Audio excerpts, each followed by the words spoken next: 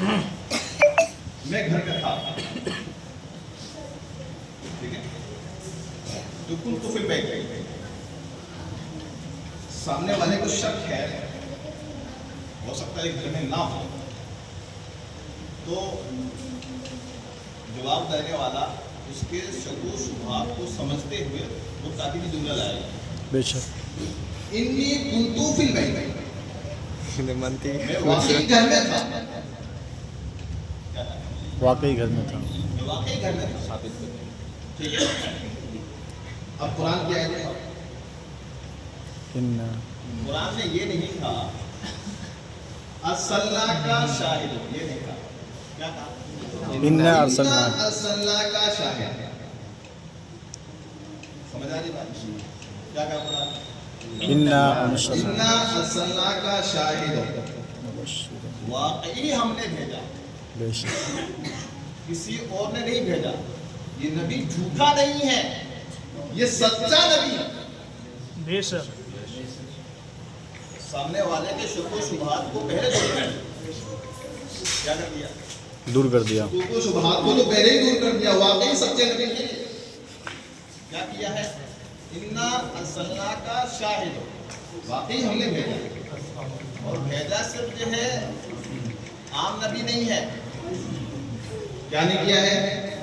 وہ نبی عام نہیں ہے، اس نبی کی کچھ خصوصیات ہیں. وہ خصوصیات کیا ہے؟ آگے بیان کی. کیا ہے؟ شاہد، اپنے امتیوں کے اعمال کو مشاہدہ کرنے والا. بے شک آپ عمل کر رہے ہو، کیا بیٹھے ہو؟ نبی کی میلاد میں بیٹھے ہو، جی وہ نبی آپ کے اعمال کو مشاہدہ کر رہا ہے. بے شک کیا کر رہا ہے؟ مشاہدہ کر رہا ہے. وہ نبی شاہد ہے. وہ نبی کیا ہے؟ شاہد ہے. شاہد ہے. ایک ترجمہ یہ کہ مشاہدہ کر رہا ہے. آپ جو عام ترجمہ کرتے ہو گواہ، تو گواہ بغیر مشاہدہ کیے گواہ بھی نہیں ہوتا. کیا آتا ہے؟ بغیر مشاہدہ کیے، بغیر دیکھے ہوئے کوئی گواہ نہیں ہوتا. گواہ بننے کے لیے پہلے مشاہدہ کرنا ضروری ہے. تو مشاہدہ کرنے کے لیے وہاں موجود ہونا بھی ضروری ہے. کیا ہے؟ مشاہدہ کرنے کے لیے وہاں موجود ہونا بھی ضروری ہے. تو نبی موجود ہے. بے شک حاضر ہے. نازل ہے حاضر سے حاضر ہے. نہیں. وہ جو حاضر ہوگا وہ ناظر بھی ہوگا. جی جی جی بے شک کیا ہوگا؟ جو حاضر ہوگا وہ ناظر بھی ہوگا. بے شک آپ حاضر ہوں اور دیکھیں نا، ایسا ہو سکتا ہے؟ میں حاضر ہوں اور آپ کو نہ دیکھوں، ایسا ہو سکتا ہے؟ نہیں. کوئی بھی نبی آج تک نابینا نہیں ہوا. جی بے شک بے شک نبی آج تک. نابینا نہیں ہوا. نئی بات معلوم ہوئی آج. ایک چیز اور، ہمارے دوسرے حضرات لوگ کہتے ہیں کہ نبی کو حاضر و ناظر نہ کہو. کیا کہتے ہیں؟ حاضر و ناظر نہ کرو. ہمارے نبی کو حاضر و ناظر نہ کہو. نہ کہو. کیوں؟ یہ خدا کے ساتھ مشابہت ہو جاتی ہے. کیا ہو جاتی ہے؟ خدا کے ساتھ. یہ صفات تو خدا کی ہے. ناظر ہونا، حاضر ہونا کہاں ہے بھائی؟ خدا کی 99 جو اسماء ہے، اسماء الحسنی، اس کے اندر حاضر و ناظر کا لفظ لکھا ہوتا ہے. نہیں ہے. کیا ہے؟ حاضر و نازل ناظر کا. نمبر 2، حاضر صفت کس کی ہونی چاہیے؟ حاضر صفت کس کی ہونی چاہیے؟ حاضر صفت اس کی ہونی چاہیے جس کے اندر غائب ہونے کی صلاحیت ہو. جی کیا خدا کے متعلق یہ خدا کی صفت غائب ہونے کی ہے؟ نہیں. تو جس نے کہا خدا حاضر ہے، اس نے کہاں جا کے مارا. دوسرا، جس نے کہا خدا ناظر ہے، ناظر کی ضد کیا ہے؟ بینا کی ضد کیا ہے؟ نابینا. نابینا. ناظر کا مطلب کیا ہے؟ بینا. بینا. الٹا کرو، یہ صفت کس کی ہوگی؟ خدا کی یا بندے کی؟ اس نے صفت کس کی ٹھہرائی؟ ہو ہی نہیں سکتا ایسا کہ حاضر و ناظر صفت خدا کی ہو. یہ صفت کیا ہو سکتی ہے؟ بندے کی ہو سکتی ہے. خدا نے کیا کہا؟ شاہدوں. مبشرا. آگے پہلے شاہد کے لفظ کے اندر ہی اتنے سارے معنی موجود ہیں جو اللہ کے نبی صلی اللہ تعالیٰ علیہ وسلم کی نعت بیان کر رہا ہے. ایک ہی لفظ، یہ قرآن کا اعجاز ہے، ایک ہی لفظ کے اندر اتنا سارا معنی سمیٹے ہوئے. آگے لفظ کیا ہے؟ مبشر، خوشخبری دینے والا. خوشخبری کس کو خوشخبری دے؟ سب کو. بھائی خوشخبری اس کو دی جاتی ہے جو امتحان میں پاس ہو گیا، آپ نے اتنے نمبر لے کے آیا، آپ نے امتحان کی تیاری کی، اتنا سارا پروسیس فالو کیا، تو آپ کو خوشخبری دی جاتی ہے کہ آپ اس ایوارڈ کے مستحق ہو. تو خوشخبری اسے دی جائے گی جو ایمان لایا، یعنی کہ مومنوں کو خوشخبری دینے والا. اچھا، جو لوگ ایمان ہی نہیں لائے، مومنوں کو تو خوشخبری دی جائے گی کہ اللہ تبارک و تعالیٰ نے آپ کے لیے جنت جیسا عظیم تحفہ تیار کر رکھا ہے. یہ خوشخبری. اچھا، جو لوگ ایمان ہی نہیں لائے، آگے صفت اس کی بیان ہے. کیا ہے؟ نذیرہ، ڈرانے والا. کیا کیا ہے؟ ڈرانے والا. یہ صرف اتنا مقصد بیان نہیں کیا، یہ تو ساری صفات تھی، مقصد آگے بیان کیا. کیا کیا ہے؟ انا ارسلنا کا شاہدوں مبشرا. آپ کتاب کا ہے کیا؟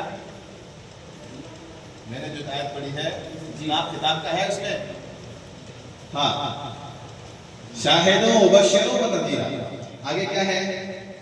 لتؤمنوا باللہ. کیا لفظ ہے؟ تؤمنوا باللہ. لام کا نہیں لیا. جی، کیا لفظ ہے؟ تاکید کے لیے. کیا ہے سلمان؟ لام کا نہیں لیا ہے. کیا ہے؟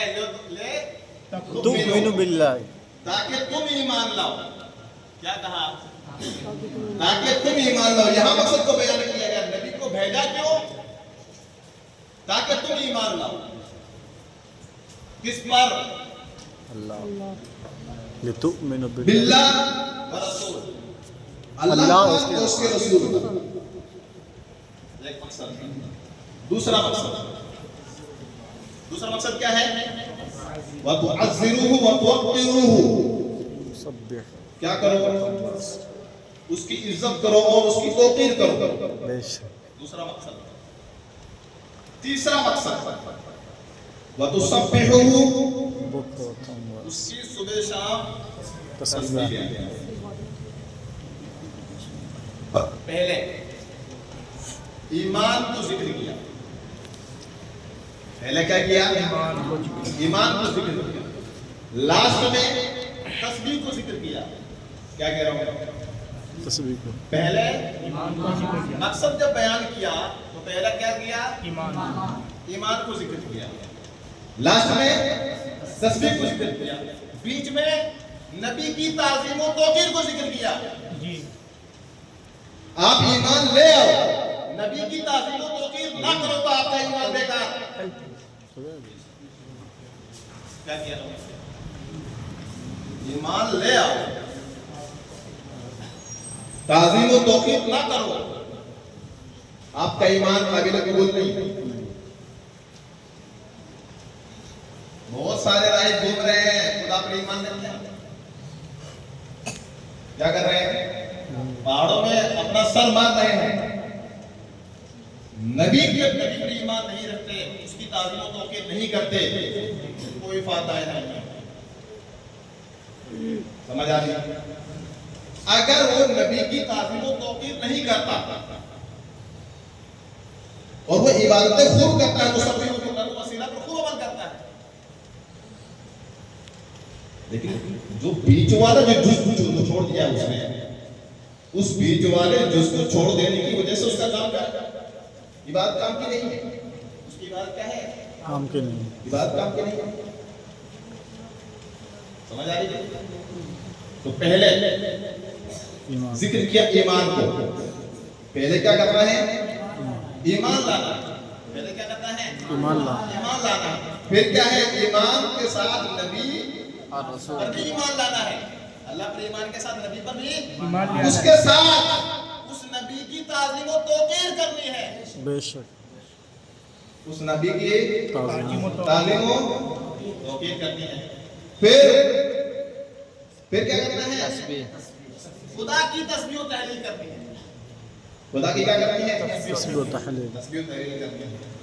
طلبہ بیٹھے ہیں، کچھ لوگوں نے اعتراض کیا یہ تفریق ضمائر کیوں؟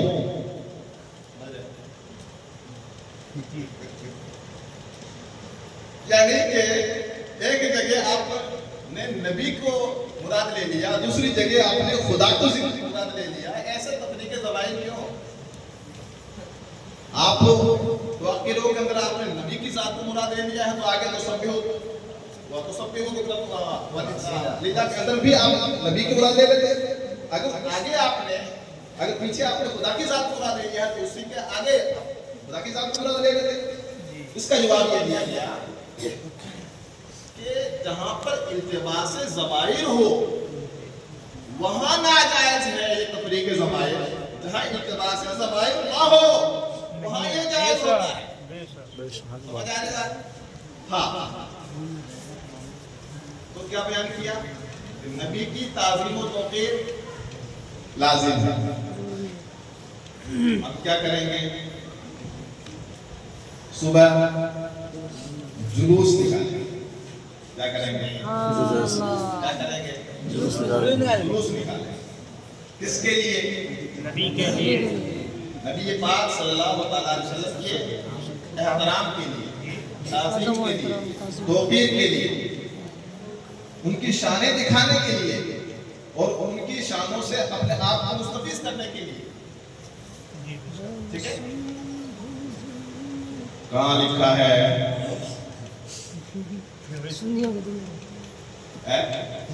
کہاں لکھا ہے؟ ایسا جلوس نکالا صحابہ نے کیا تھا؟ نہیں کیا. آپ کو اگر کچھ چیزیں عرف پر ہوا کیا چیزیں عرف پر ہوا.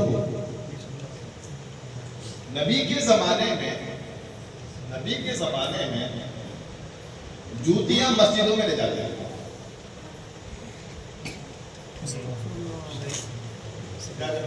جوتیاں مسجدوں میں لے جاتے ہیں. جوتیاں مسجدوں میں مسجدوں میں لے جاتے ہیں. اب کیوں نہیں لے جاتے ہیں؟ اندر لے جا کے دیکھاؤ. جتنا ماریں گے اوپر سے اندر لے جا کے دیکھاؤ. عرف یہ ہے احترام کی جگہوں پر جوتے ہم وہاں کا عرف یہ ہے کہ وہاں ہم جوتے نہیں لے جاتے ہیں. کیا کرتے ہیں؟ نہیں لے جاتے ہیں. وہاں جوتے ہم، کیونکہ وہ احترام کی جگہ ہے. اور ہمارے احترام کرنے کا طریقہ یہی ہے کہ ہم جہاں محترم جگہ ہوتی ہے وہاں جوتے پہلے نکال دیتے ہیں. کیا کرتے ہیں؟ جوتے پہلے نکال دیتے ہیں. حضرت موسیٰ کی ابتدا کرتے ہوئے کیا کرتے ہوئے مخلا آپ جو ہے وادی مقدس میں داخل ہونے سے پہلے اعلان ہو گیا اپنی جوتیاں باہر نکال دو. ٹھیک ہے؟ اچھا کچھ جگہوں پر تعظیم کا طریقہ یہ ہوتا ہے، ہمارے یہاں تو ٹوپی اوڑے رکھنا یہ تعظیم کا طریقہ ہے. جی تعظیم کا طریقہ ہے. یہ کیا ہے تعظیم کا طریقہ ہے. کچھ یورپ کے علاقوں کے اندر ٹوپی اتار کے دوسرے والے سے ملاقات کرنا یہ تعظیم کا طریقہ ہوتا ہے. کیا ہوتا ہے تعظیم کا طریقہ؟ کیا ہے؟ اتار کے دوسرے سے ملاقات. ہاں دوسرے سے ملاقات کے وقت کیا ہوتا ہے؟ ٹوپی اتار کے لیے ملاقات کرنا یہ کیا ہے؟ تعظیم کا طریقہ ہے. ہمارے یہاں کا اسٹینڈرڈ کیا ہے تعظیم کا طریقہ؟ ہم خطبہ کے ساتھ جا کر تو یہ کیا ہے؟ تعظیم کیا ہے؟ ہو گئے عرف پر اس کا مدار ہوتا ہے. سمجھ آ رہی بات؟ جی جی جی اب یہاں کا عرف دیکھو، یہاں کا عرف کیا ہے؟ یہاں کا عرف یہ ہے کہ جب کوئی تہوار ہوتا ہے، کیا ہوتا ہے؟ جب کوئی تہوار ہوتا ہے اس کے لیے خاص طور سے چھٹی رکھتے ہیں. کیا کرتا ہے؟ اس کی چھٹی رکھتے ہیں. گاندھی جینتی سنے ہو؟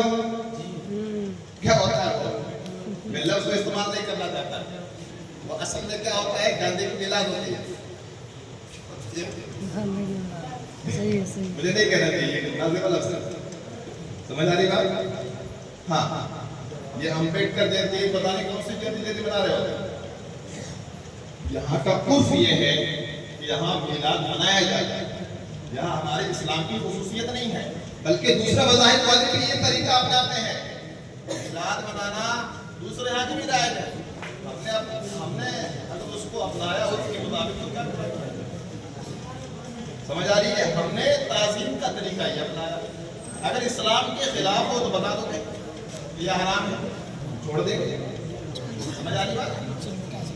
چلو ٹائم ہو گیا. جس سامنے کھانا 15 منٹ بولتے نا، ہمارا 20 منٹ.